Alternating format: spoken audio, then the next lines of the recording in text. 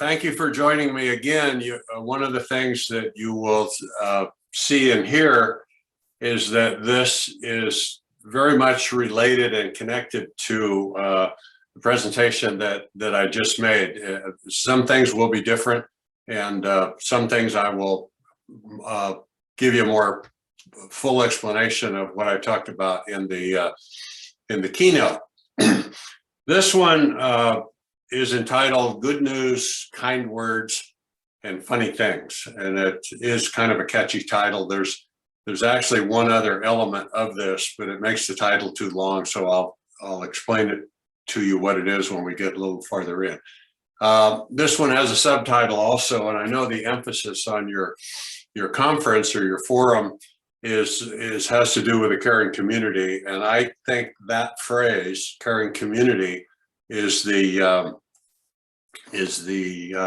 kind of the heart of character education. And even before I knew there was character education, and before I knew it had a name, caring community, it was just something that I really always emphasized in my class, that we be a community of friends that liked each other and communicated with each other and so on. And that had to do with some of my training, for which I'm deeply thankful for one of my professors that I'll talk about in just a minute. But since this is about character education, I do want to pose a question. People probably ask you this all the time: what is character education? And I've read a lot of fabulous answers to the question, but I do want to tell you how I answer it to start with, and then people ask me to explain in more detail. But I always answer it's bringing out the best in our kids. The goodness is in everybody. We have the potential for evil or good. Every person is born that way. What our job is as educators is to find the good, help the kids find the good, and then to bring it out of them. I'm not saying it's going to work 100% of the time, but it's going to work a high percentage of the time, and it really makes a big difference. Bringing out the best in our kids. Okay, again, this is not a commercial, but I want you to be aware of this. I had been speaking for about 10 years, and almost every breakout session or keynote address I've ever made, people would say, why don't you write a book about this? Why don't you put all of this into a book? And so I finally did. And Marvin Berkowitz is a name if you don't know, you should know. He's in St. Louis. He's I think, to me, the ultimate guru of character education. And he was the one that he really hounded me to write this book. And so I'm glad that I finally did. And you can see up on the back cover, it says, bring out the best in teachers at all levels. That means elementary school, middle school, high school, and bring out the best in students of all ages. And that's really the heart of the book. And anyway, that's where this presentation, it comes from things that are in the book. Okay, here's chapter 1, which I call lesson number 1. Good teachers share one special quality. Okay, so you're asking yourself right now, what is it? Or if I was with you in a live audience, I would say, give me one word. What is the special quality that the best teachers share? So let me give you the background on this. Well, here's your answer first. They're all a little crazy. Okay, now what do I mean by that? They're all a little crazy. Why are all the good teachers crazy? What are they crazy about? They're crazy about their jobs. Okay, we can use crazy in a very negative way. We could say, that guy's crazy, stay away from him. But we can use crazy in a very, very positive way. I've been married almost 40 years to my wife, Kathy, and I still remember the first time we went out. It was one of those things where we just connected right away, and we had a really fabulous time. And I, on your first date, you try to play it cool. You don't want to say too much and so on. And she kind of broke the ice. She said, I'm just crazy about you. And oh my God, I was in heaven when I heard her say that. And of course, it eventually led to us getting married and staying married happily for for 40 years, but that's the kind of crazy that I'm talking about when you love something. And okay, now let me give you the background of what set the stage for my teaching career. In California, you cannot become a teacher without a fifth year. In other words, without a 1 year of graduate school. You can't go 4 years or however many years and get your degree and just go become a teacher. You get your degree and then you have to do 1 full year of graduate work in education. Back in those days, they still do. They call it a teaching credential, and that's what I got. It took me a year to get it.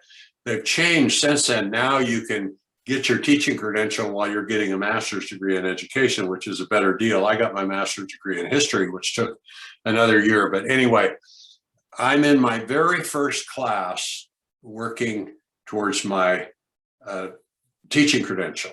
And I had this wonderful professor. His name was Tom McSweeney. A lot of experience in education and a PhD from Cal Berkeley. And this was an amazing first assignment for graduate students in education. He handed us literally a piece of binder paper. He says, "You're not going to turn this in. I just want to make sure you have paper you can write something on." He says, "I want you to make a list of the best teachers you've ever had." So people would ask, "Well, at what level?" He said, "Any level." And then somebody'd say, "Well, grammar school or college?" He said, "Any level.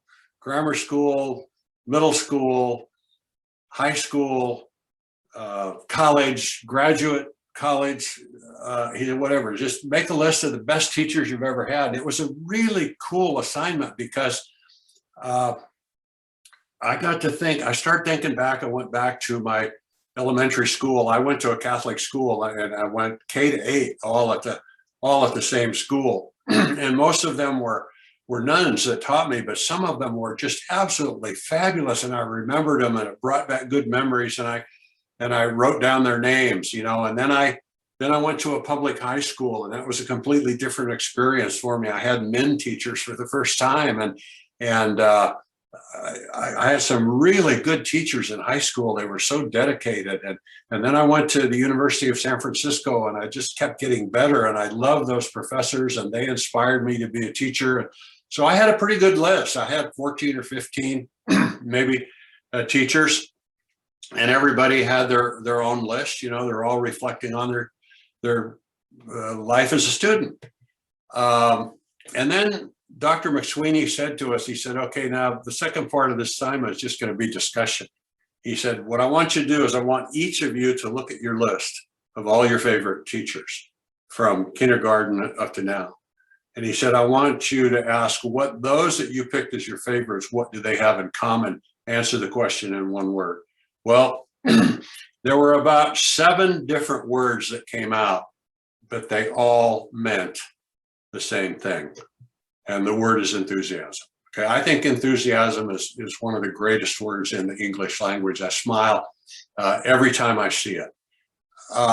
What it amounts to is that every one of those teachers that we liked the most seemed to really, really enjoy what they were doing, and they came to class with energy and excitement about what they were teaching. Now, I'm sure you can remember that you had teachers that say things like the bell rings and say, "That was the bell, sit down, we're starting class." That is not enthusiasm. That is not the way to start a class. So anyway, enthusiasm is chapter 1 in this book, and everything follows from that.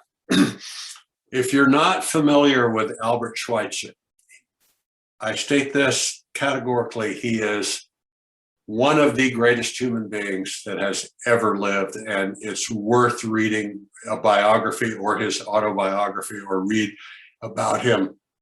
But he'd be in my top list if somebody said, "Who are the greatest people you've ever studied or read about?" But anyway, great quote. If you love what you are doing, you will be successful. My dad was an iron worker. He barely finished the 8th grade, but he was a great builder, and he did a lot of building for me in my own home, but he worked on things like the Golden Gate Bridge and stuff like that. But he was so excited about what he did and what they were achieving. And it always reminds me of him. If you love what you're doing, you'll be successful. You don't just have to be a teacher, you can be anything. Okay, now when it comes to teaching, there are two types of enthusiasm. The first one is for the kids themselves. I had friends throughout my lifetime who said, how can you spend all day with teenagers? The entire day with teenagers? You got to be kidding. And I said, I absolutely love it. I said, I love being around kids. They have so much energy. They energize me and so on. So you have to have enthusiasm for the kids. Now, this first little quote here, this came from my professor, Dr. Tom McSweeney, that I just mentioned. He said, if you can reach them, you can teach them. And throughout my career, when people, want to get intellectual and they say, well, what's your philosophy of education? That was my answer. If you can reach them, you can teach them. If you can connect with them and they know you care about them, then they'll open their minds and their hearts and they'll let you teach them. Okay, now this second quote, I know at least 7 or 8 different people claim they originated this. I don't know who originated it, but it's full of wisdom. Kids don't care how much you know until they know how much you care. Just like if you can reach them, you can teach them. Those things go together. And if you really like your students and they know that you like them, you're going to have a good relationship. Okay. A couple pictures. They say a picture is worth 1,000 words. I wanted to use this picture for the cover of the book, but they either wanted too much money or I couldn't get permission or something like that. But you have to love kids. I love this. This is the kind of things teachers do that really like what they're doing. I'll talk about this a little bit later too. Kids need a lot of affection. And it's too bad when schools say you can't give affection to kids, but I understand the reason. But if we get that far, I'll talk about it. But these pictures, I think, again, really say a lot. Now, the other type of enthusiasm, it's not enough to just love kids. You have to love what you're doing and be good at it, And I've always had this belief that an enthusiastic teacher, because he's enjoying himself or she's enjoying herself and is excited about what they're teaching you, then you get kind of fired up also. But I had that belief, but I didn't. My friend Marvin Berkowitz, he always says, what does research say about it? What does research say? In fact, when I started writing this book, I knew Marvin was going to challenge me on this. So I did look up. I did a Google search on teacher effectiveness and then put in the word enthusiasm. And I was so delighted. I found a bunch of studies that had been done on this that proved it over and over and over. Now, the one I was most impressed with was 3 people were working on their PhD in education at University of Michigan. One of them was a woman named Toni Kempler. I don't have the names of the other 2, but this is her quote. Among teacher variables, and there's many of them, enthusiasm has the most powerful and positive impact on student learning. And I don't have time to go into those studies, but like I say, they prove over and over and over, you have an enthusiastic teacher, you'll learn more from that person. The last time I looked at Toni Kempler, she was a professor of education at Rutgers, but when she wrote this, she was a PhD candidate at University of Michigan. Okay, again, enthusiasm for teaching, even if you're teaching that kind of subject, which I wouldn't do very well. He looks like he's having a good time. And that, again, a picture's worth 1,000 words. She's probably teaching geography and she's enjoying herself, and so are the kids. And that guy is obviously having a good time. This is my favorite picture because good teachers, they do crazy things sometimes. We had a teacher at my high school that I retired from. It's called Woodside High School in Woodside, California. And she was a chemistry teacher and she was really good. The kids loved her. And she had pictures of famous scientists in her room, including Einstein. And on Einstein's birthday, she would come to class and teach dressed as if she was Einstein in an Einstein costume. And kids love it when you do when you do crazy things like that. Okay, Emerson, of all people, I don't know if he wrote it on a chalkboard or not, but he said nothing great was ever achieved without enthusiasm. And I think there's a lot of wisdom in that statement. Okay, let me share with you in my 36 years of teaching. I didn't do this the first year, but I did it for the next 35 years. This is the single most important thing I ever did as a teacher. It started on the first day of school, and it set the tone for every single thing I did. Okay, so we're on the first day of school. Chapter 4 or lesson number 4 in the book is good teachers welcome their students every day. Now, what I mean by this is because remember, there are different levels. If you're teaching little kids, you probably have them most of the day. And so my suggestion to you is that you make sure you individually welcome every kid at the beginning of the day. And when they leave, to have some kind of departure ritual in which you say goodbye to each other. Now, I was a high school teacher. I greeted my students as they came in individually every single day. I couldn't always say goodbye to them because when the bell rings, you got 35 kids going out and you got another 35 kids trying to come in. So I told them, I'm sorry, can't say goodbye to you unless you're in my last period class. But this is so important, and it starts out with, if you can reach them, you can teach them. You literally reach out to them every day. Some of you might remember that, I'm blanking on the guy's name now, but he was the Secretary of Education under Obama.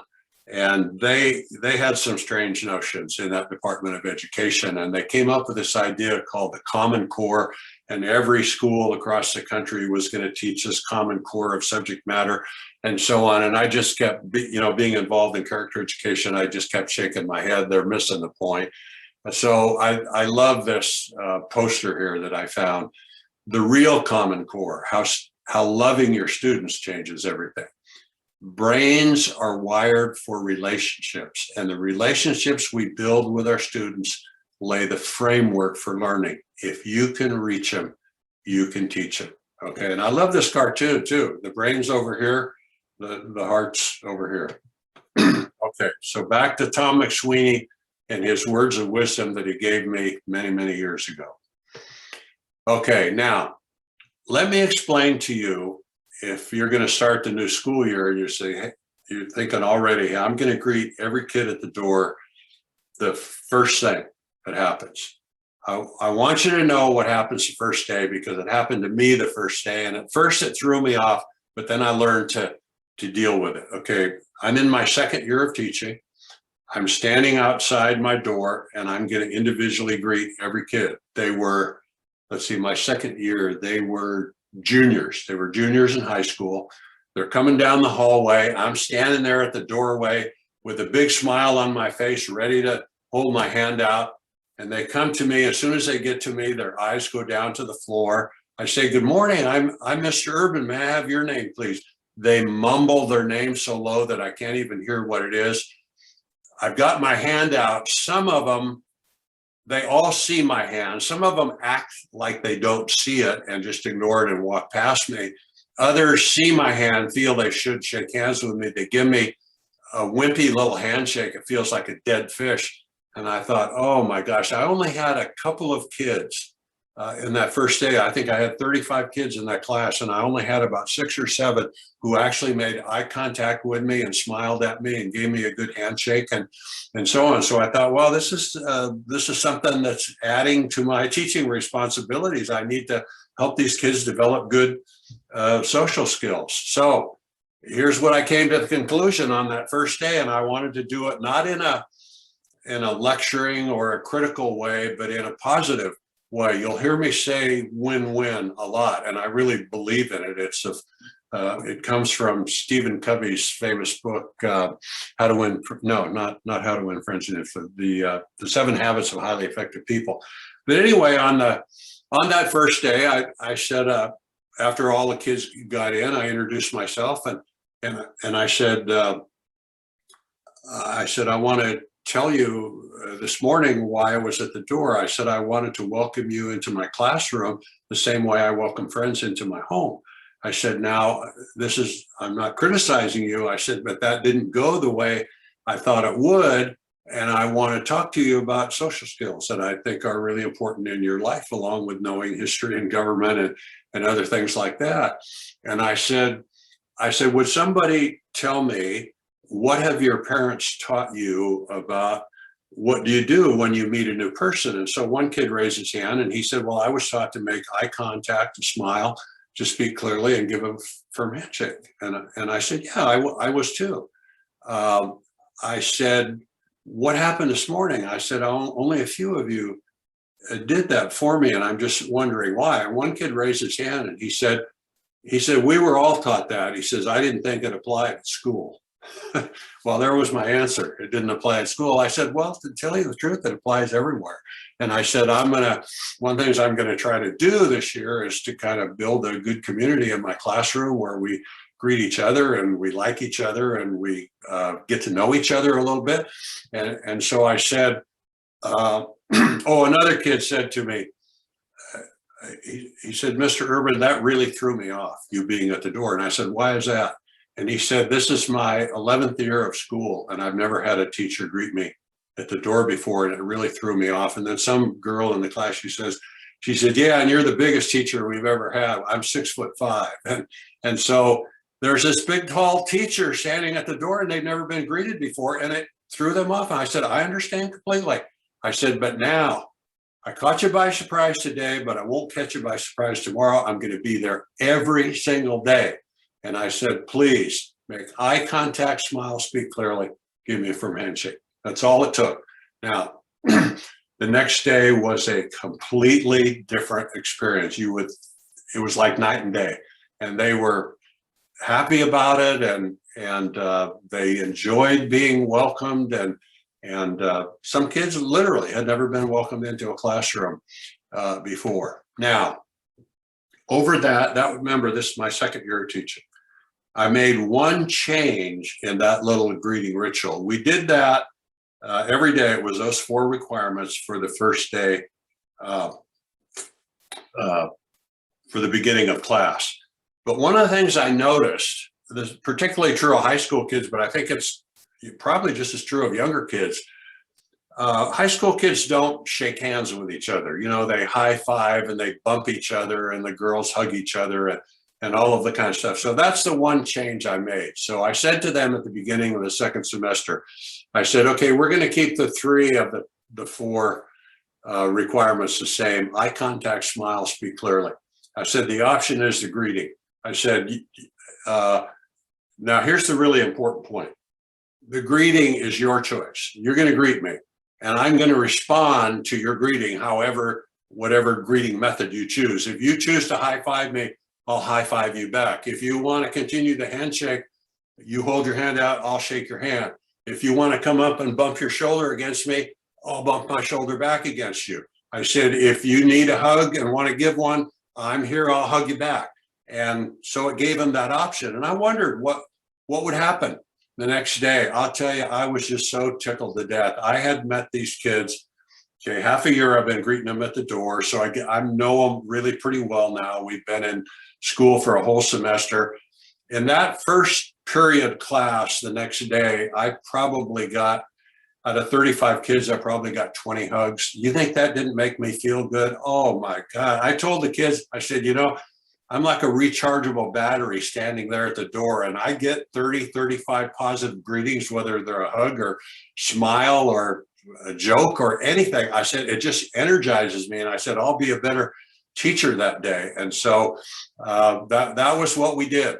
And again, it was their choice, because I get the question all the time, did you ever get any complaints? I never got a single complaint ever from a kid or a parent about any hugging. And I even remember on back to school night, when the parents came, I would stand out to greet them, and the parents would say, do we get a hug? And I said, if you want one, you came to the right place. And they got a hug. And I got through my career without any problems with that. Anyway, so I won't beat it to death, but it was, again, that's the most important thing I ever did. Okay, good teachers teach manners and the golden rule. Now, this may sound, especially teaching high school kids, that this may sound really old school and old person type of thing, but I want to explain to you how I did it. It's a chapter in the book, and I think it's a really important one. Let me give you a little background. Several years ago, I started seeing things like these in the news media. U.S. News and World Report does a cover story called "In Your Face, Whatever Happened to Good Manners." Time Magazine does a cover story called "Dirty Words, America's Foul-Mouthed Pop Culture." And that was one of the things that I saw changing in kids from the time when I started teaching in the late 60s up to about the 80s is when it really started changing. And I realized I wanted to deal with it in a positive way and not an angry, negative, punitive way. And I remember going to a workshop on classroom management conducted by a teacher that was retired but had won a lot of awards. And he said, you have to be firm, but you have to be nice while you're being firm. And I think that's really critical. And he said this, he put it on the chalkboard, and I wasn't sure I knew what he meant. He said, what you accept, you teach. Somebody asked him to explain, and he said, let's say a kid in your class does something mean-spirited to another kid, and you don't want to deal with it and have a big conflict with the kid or anything, and so you just let it go and go on teaching. He said, what you accept, you just accepted that behavior. He says, you're teaching it now. You are teaching that kid and the other kids in the class that is acceptable behavior in my class. He says, you have to stop it right then, but you have to do it in a gentle win-win way. And that was really, really good advice, okay? Here's another, it means exactly the same thing. What you permit in your classroom, you're now promoting it because it means it's okay to do those things. Okay, Stephen Covey, The 7 Habits of Highly Effective People. One of the habits is think win-win. How can I turn this conflict into a win-win situation? So my advice to teachers, be proactive about manners. Talk about manners at the beginning of the year and let the kids know what is expected of them. Covey says in that chapter, act or be acted upon. I was going to act first and let them know what my expectations were before they started displaying bad manners. You know, it was amazing. I dealt with this on the first day of class after greeting them and talking about the greetings. I said, I want to share with you something that's going to make a big difference in how we treat each other in this class. And so I said, we're going to talk about manners. And when I was all done, the kids thanked me for doing that. They said, we wish all the teachers would emphasize good manners and mutual respect in the way we treat each other in class, because they just let anything go. And I was really disappointed to hear that, but I at least felt that that I was on the right track. And I gave them a simple handout, and it said up at the top, it said, whatever happened to good manners. And it was a list of things that kids used to do in school and then what they're doing today. Let me give you a simple example. If a kid wanted or needed something from the teacher, the student would first raise hand. I would call on the student, and the student would say, oh, Mr. Urban, I need handout. May I please have handout page 13? I'm missing that. And I would say, well, you sure could. I'll get it for you. I hand it to the kid. The kid says, thank you. And I say, you're welcome. Okay, that's what used to happen back in my early days of teaching. Now I'm teaching and I start, and somebody does not raise his hand, say, hey, I need page 13. Boy, what a difference from raising your hand and saying, may I please have page 13? Thank you, you're welcome. And so I gave them a list of these things, and the kids were glad to read it. They said, this makes perfect sense. And here's why it made perfect sense. Okay, again, this works only when you sell it as win-win. I never threatened some kind of punishment if a kid did something rude. I would correct it gently. Again, that win-win concept is really powerful. There's a reason it was chapter 1 in Covey's book. Good manners actually means mutual respect, which is always win-win. So that's what we lived under. Later on in the year, and I have a chapter in the book about mission statements. I had my students write a mission statement. What's your mission in this class? It could be either about what you're going to learn, or it could be about the environment we're going to have in the class. And this was my favorite of all time. This is a golden rule classroom. We practice what we preach. And those kids really, really treated each other well. Now, I remember one day I had a kid object to the phrase golden rule. He said, because it's religious, it's in the Bible. And I said, well, it is in the Bible, but it's also a lot of other places that are not religious. I said, people like Confucius and Buddha and those kind of people said it also. And that was all way before the Bible was written. So I said, to me, it's just it's common sense and it's common courtesy. And so the golden rule, treat other people the way you want them to treat you. And that's my favorite poster of my room of my entire career. And it came from the kids. Okay, now this is our main subject matter. I don't talk about it until chapter 6, but the whole book is about creating a caring community, I think. What got me into character education, many years ago, I was teaching summer school at the University of San Francisco, and I went down to the bookstore and I saw this book called Educating for Character, and I almost did cartwheels in the bookstore because I felt like I was the Lone Ranger, that none of my teaching colleagues said, that's not our job to teach character, that's the job of the parents, but the parents weren't doing it. And even if they were, it needed to be reinforced. And the subtitle of Tom's book, how our schools can teach respect and responsibility. And I didn't even open the book. I just bought it because I could tell by the title it was going to be something I would love. And then I took it home, I devoured it. I wrote a letter to Tom in New York, and I figured, oh, he's an award-winning professor, and he's an award-winning author. And I said, he's not going to answer my letter, but man, he's a very humble man. He's become a very dear friend of mine. He answered the letter right away, a handwritten letter. And I had sent him a copy of my book, 20 Things I Want My Kids to Know. And I said, I realize you may not have time to read this, but please look at the table of contents. And he wrote this wonderful letter back. And he said, I'm going on vacation and I'm taking your book with me and I'll read it. And he said, I'll get in touch with you when you get back. And then he brought me into character education. So you can imagine that Tom, in fact, one of my books is dedicated to him. He's a dear man, a living saint is what I call him. One of the things he says in that book, kids need caring attachments to adults. We know that, but we don't often think about, at least in a school setting, that they also need caring attachments to each other. Especially, we don't think about it in the classroom, and I think they do because they support each other and they do better even academically and behaviorally in the classroom when there's a caring relationship.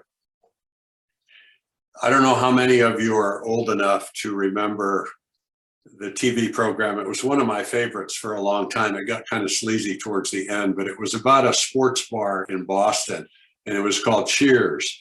And the theme song, these are the words from the theme song.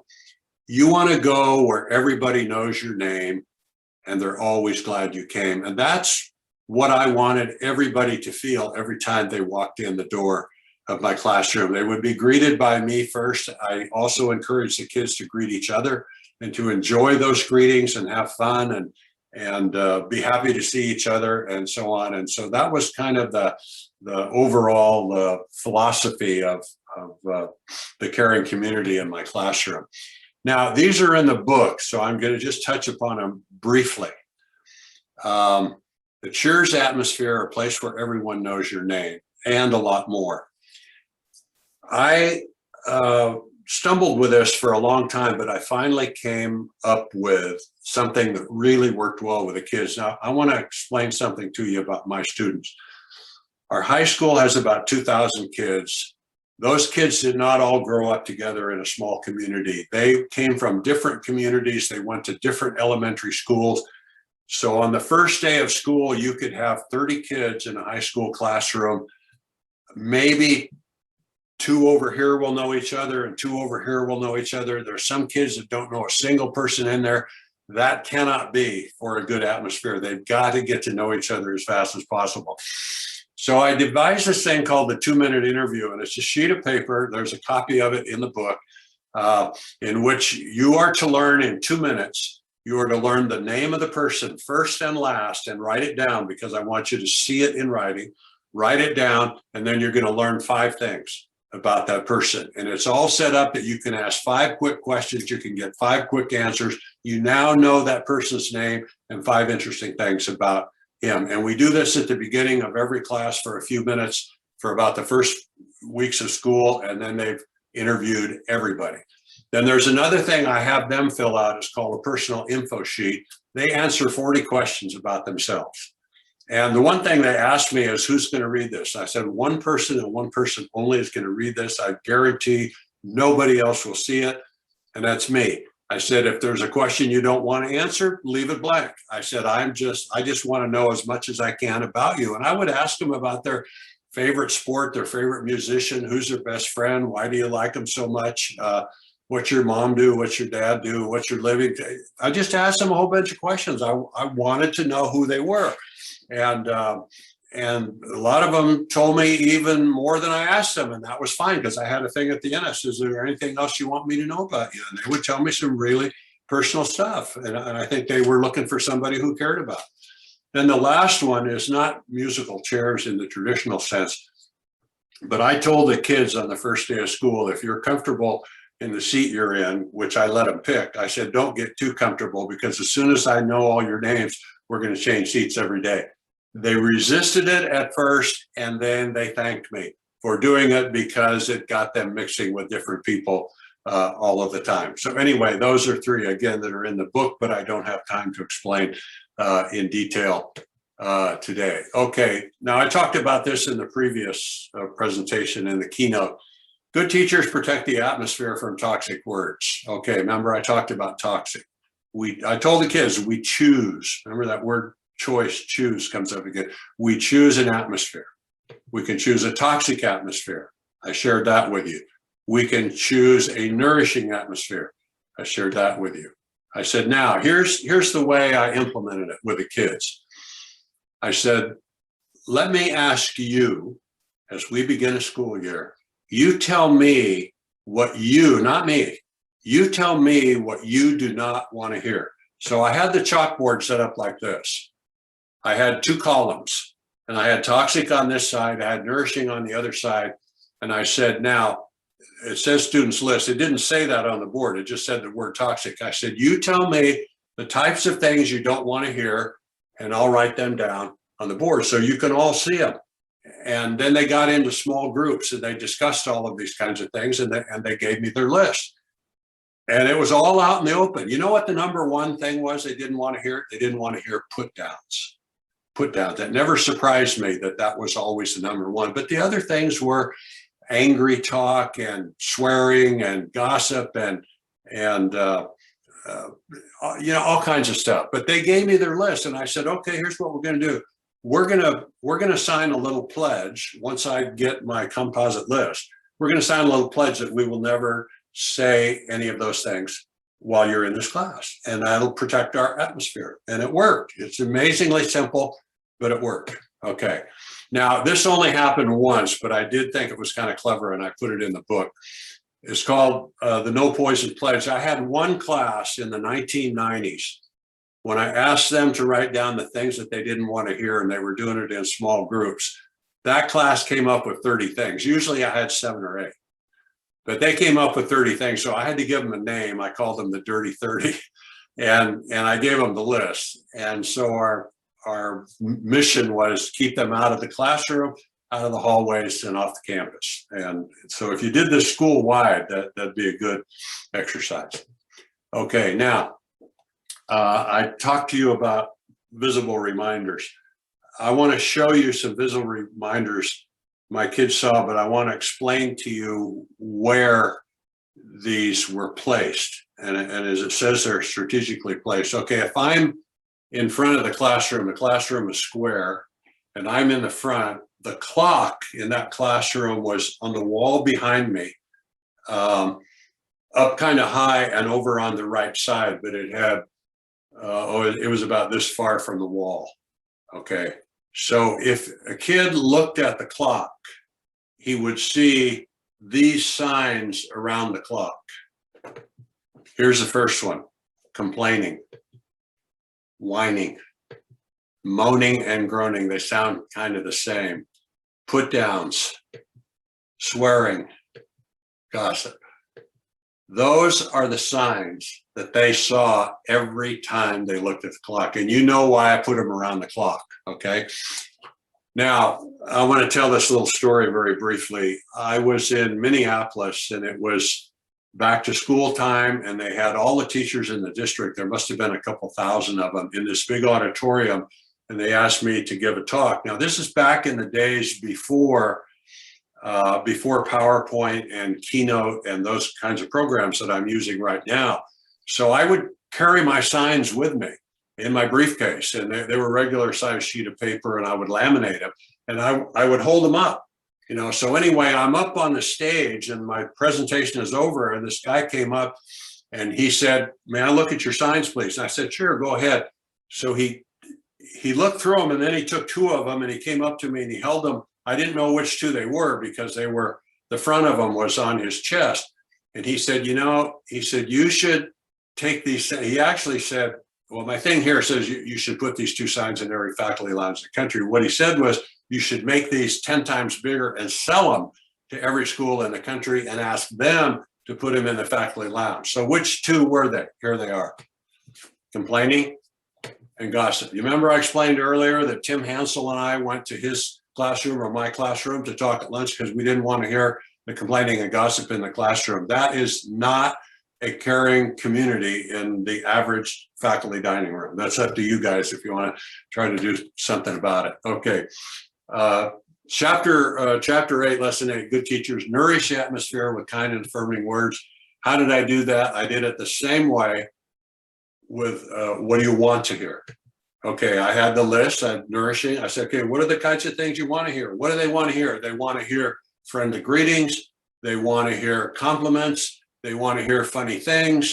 They want to hear good news, all of that kind of stuff. So we had a big list. And I said, okay, we got the toxic list. We're not going to say those. We got the nourishing list. We're going to nourish the atmosphere in the classroom. We're going to use those kinds of things. That same class, the one in the 1990s, they had the dirty 30. They had to have 30 of these. So they came up with a thoughtful 30. Again, teach them, use them, get the staff to use them, get the kids to use them. Okay. Now, nourishing the atmosphere. A simple question. Some people think this is kind of corny, but you have to do it to experience it. I was giving the kids an example. I said, you want me to give you a simple example of how you can nourish the atmosphere every time I ask you a question? And they didn't know what I was talking about. And I said, okay, probably once a day, I will ask this question, and maybe more than once a day. I might ask you at the doorway. I might ask you halfway through class. But I'm going to ask you this question. How do you come to class today? What's your answer going to be? I still remember the first time I called on a kid. He was a freshman, 9th grader. And I said, how do you come to class today? And he said, I walked. I said, no, I want something better than that. I said, I want, shows the state of mind that you're in. And I said, here's the answer I want from you. And I want it with good body language and tone of voice. You say, thirsting for knowledge, Mr. Urban. And as soon as I say that, all the kids laugh. And I say, anybody want to try it? And some kid will always do it. And I say, okay, Tim, how do you come to class? And he says, oh, I come thirsting for knowledge. And they laugh again. And so it's one of those things that's so funny. It gets a laugh every time, but it also penetrates their brain that you come to class thirsting for knowledge. And then they started getting clever. They would come up with things like, I would say, how do you come to class today, Bill? And he'd say, I'm hungry to learn, Mr. Urban. And so they would change it around. Simple little things, but you do what works, and it worked for me. Okay, here's another example. Let's change something from toxic to nourishing. Has a kid ever said this in your classroom? Have you ever heard these two words from a kid in your classroom? Oh, no. Let's say you just announced a homework assignment, and they say, oh, no, but let's put body language in it. Let's put tone of voice in it. Did they look at you and smile and go, oh, no? No, it comes out like this. They go, oh, no. Okay, so let me show you what I did with them. I said, look, they would usually do it when I handed out a paper, because that paper meant they were either going to have to read, they were going to have to work, they were going to have to do something. And they're conditioned by handouts because they mean work. And I was not a textbook teacher, I was a handout teacher. And I always told the kids, I said, my handouts are way better than any textbook. And I said, look, when I hand out that first paper, I don't want you to go, oh, no. I said, you poison the atmosphere in the class. And I picked up my little poison can. And I said, don't spray poison when I'm handing out something really good. I said, I'm really happy with these handouts, and I think you're going to like them. I said, I want you to nourish the atmosphere. And so this is what you say. Whoever gets it first, you go, oh, boy, this looks like it'll be a wonderful learning experience. And then we go from there. And so that was the thing that whoever got the first handout, they were supposed to say something like that. I've got stories to tell forever. Okay. Good teachers start every class with something positive.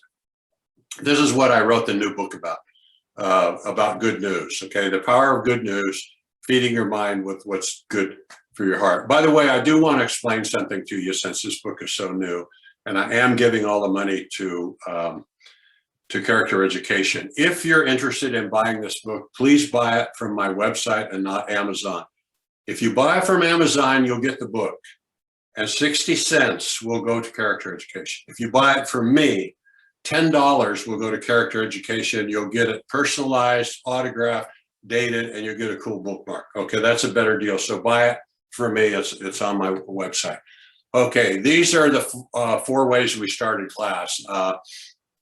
After I greeted them at the door, I would come over and I would point to these 4 signs we had. Let me show you the 4 signs. These were, if I was facing the kids, these were right to my left, with this one on top. The first one was, who has good news? What or who are you thankful for? Who deserves a kind word? That means somebody in the class. Who deserves it and why? And then make us laugh. That means you can tell a funny story or do something funny, as long as there's nothing dirty in it. And that was the way we started class every day. I had to limit it in time, or it would have taken up the whole class. But anyway, that's what we did. Now I'm out of time, so I'm going to leave with let's see, where's okay, I'll tell you this one, and then we'll finish, because I'm out of time. But I was in New York, and Tom Lacona asked me to do an all-day workshop with teachers, and so I did this entire workshop with them. I shared all of these things I did in class, and so there was a 4th grade teacher. I can't remember her first name, but her last name was Janae. And she talked to me afterwards, and she said, I'm going to try these things with my 4th graders. And I said, well, I only have experience teaching high school kids. So I said, I really appreciate some feedback from you about whether it works with 4th graders or not. So that was the summer, and I went back to school at the beginning of the year. And about 1 month into the school year, I get this big packet, a bunch of letters, and they're from her class. They're from all the kids in the class. And so this one little kid, he wrote, he said, "Dear Mr. Urban," he said, "your workshop in New York must have been really great." He said, "I don't know what you did with Miss Janae, but she sure came back in a good mood." And that just really struck me funny, So anyway, I'll move on from there. This is one other thing I want to leave you with, and it's worth an extra minute. The question, does your school have a bad kid notice? Is there an official notice, like a referral or something like that the school sends home when the kids have bad behavior? Here's a more important question. Does your school have a good kid notice? Ours did not, but my classroom did.